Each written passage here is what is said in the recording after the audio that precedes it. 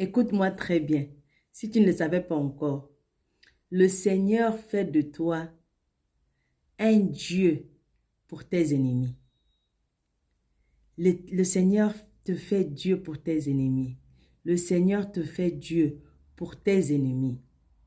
Si tu n'es pas encore abonné, s'il te plaît, abonne-toi pour qu'on puisse se fortifier ensemble et grandir dans la foi. Parce que c'est ce qu'on fait ici, chaque jour. Lorsque Dieu a envoyé Moïse à Pharaon, il ne l'a pas envoyé en tant que Moïse. Il l'a envoyé en tant que Dieu. Comment? L'Éternel dit à Moïse dans Exode chapitre 7, verset 1. L'Éternel dit à Moïse, vois, je te fais Dieu pour Pharaon, et Aaron ton frère sera ton prophète. En d'autres termes, si tu dois affronter et conquérir l'ennemi, tu ne peux pas y aller en tant que fils de l'homme, mais en tant que fils de Dieu. Les Égyptiens considéraient Pharaon comme un Dieu vivant, fils du Dieu Ré, le créateur suprême selon les divinités égyptiennes. Mais Dieu le Père a établi Moïse un Dieu sur celui que les autres regardaient comme un Dieu. Il y a un esprit derrière chaque obstacle qui se dresse sur le chemin de ton destin. Il faut que tu les affrontes en tant que Dieu pour les surmonter. Aucun pharaon ne peut te résister lorsque tu te lèves en tant qu'enfant de Dieu. Dans le lieu de la prière et que tu te dresses devant eux avec autorité, avec l'assurance, avec la pertinence, avec la sécurité, avec une foi tellement forte au nom de Jésus. La victoire dans le combat spirituel commence par la compréhension de ton identité spirituelle en Christ. Tu es un fils de Dieu qui est le statut le plus élevé et le plus respecté dans le monde des esprits.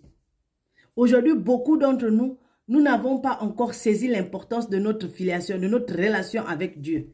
Un fils porte le statut et jouit de l'autorité de son père. Cependant, trop nombreux parmi le peuple sont comme les Israélites partis explorer le pays de Canaan.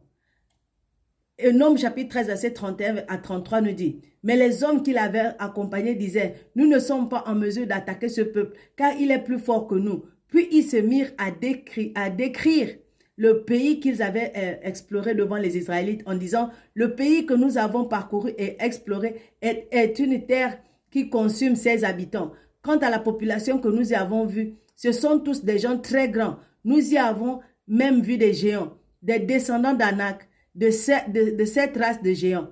À côté de nous, nous avions l'impression d'être comme des sauterelles, et c'est bien l'effet que nous leur faisions. » Certains explorateurs se voyaient eux-mêmes comme des oiseaux, comme des sauterelles, comme rien face à l'ennemi. Et de ce fait, c'est ce qu'ils sont devenus. La manière dont ils se sont regardés est l'effet qu'ils ont fait à leurs adversaires. Les adversaires aussi se sont dit, oh, ils ne savent pas qui ils sont. On va les piétiner, on va les écraser comme ils se prennent pour des sauterelles. Mais parmi eux, Nombre chapitre 14, verset 6 au verset 9 nous dit, parmi eux qui avaient été explorer le pays, Josué, fils de Nun, et Caleb, fils de Jephné, déchirèrent leurs vêtements et parlèrent ainsi à toute l'assemblée des enfants d'Israël. Le pays que nous avons parcouru pour l'explorer est un pays très bon et excellent. Si l'Éternel est favorable, il nous mènera dans ce pays et nous le donnera. C'est un pays où coule le lait et le miel. Seulement ne soyez point rebelles contre l'Éternel et ne craignez point les gens de ce pays, car ils nous serviront de pâture, ils nous sortiront de pâture. Ils n'ont plus d'ombrage pour les couvrir. L'Éternel est avec nous. Nous ne les craignez point. Donc, Josué et Caleb, lorsqu'ils ont entendu le témoignage de leurs compagnons qui disaient que non, on est trop faible, on ne peut pas les battre, ils sont trop forts, le pays est compliqué, le pays est comme ça, comme il y a les chrétiens qui c'est leur travail, c'est se complaindre, c'est toujours voir les négatifs. Toujours voir le négatif, ils ne voient jamais le positif, ils ne voient pas ce que Dieu peut faire dans leur vie. Mais Josué et Caleb disent, mais attendez, nous on peut les vaincre, Dieu est avec nous. Et c'est ce que je viens de te dire aujourd'hui, que si Dieu est avec toi, qui peut être contre toi? Qui peut te gagner? Qui peut te vaincre? Qui peut te nuire? Qui peut te détruire? Qui peut t'écraser? Personne. Donc, crois que Dieu est avec toi parce qu'il est avec toi. Il va te sauver, il va te délivrer. Il va te donner la force de tenir devant tes ennemis. Et qu'est-ce que Dieu a dit contre ceux qui ont dit qu'ils ne peuvent pas rentrer, que c'est difficile. Dieu a dit, vous n'entrerez pas dans le pays que j'avais juré de vous faire habiter, excepté Caleb, fils de Jephné, et Josué, fils de Nun.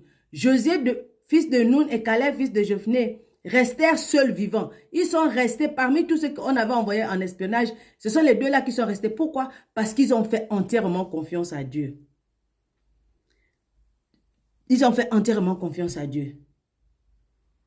Et qu'est-ce qui se passe? Dans Josué chapitre 1, verset 5, on voit déjà que Dieu a donné le contrôle à Josué. Parce que Moïse est mort.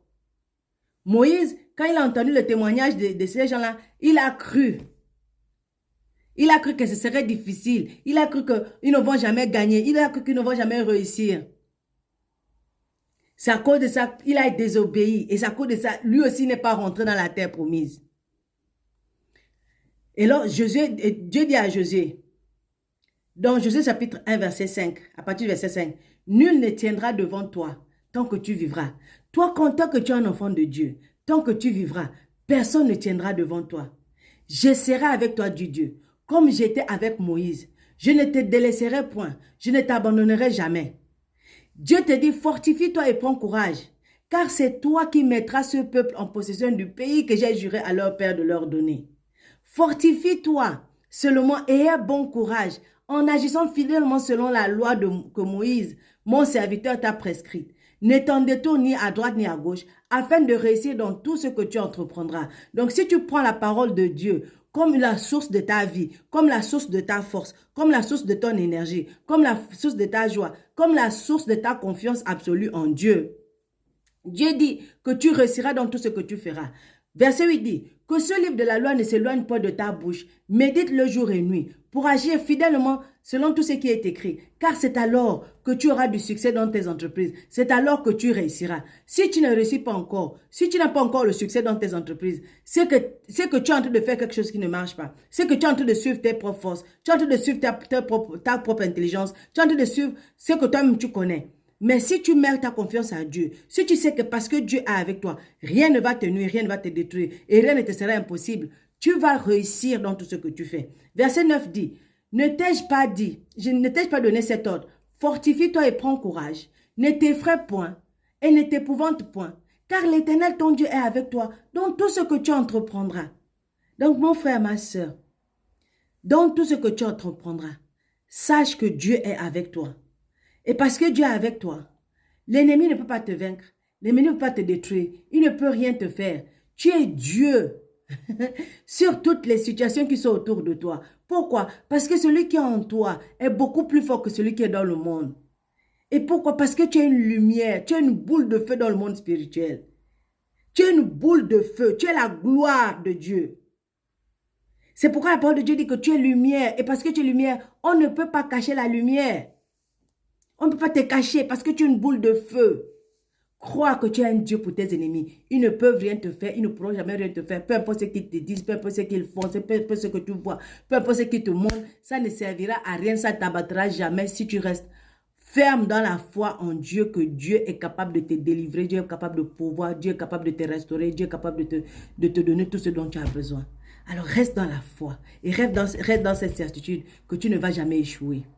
Et si tu n'es pas encore abonné, abonne-toi pour qu'on se fortifie ensemble. On reste ferme dans la foi, on n'abandonne pas. Shalom.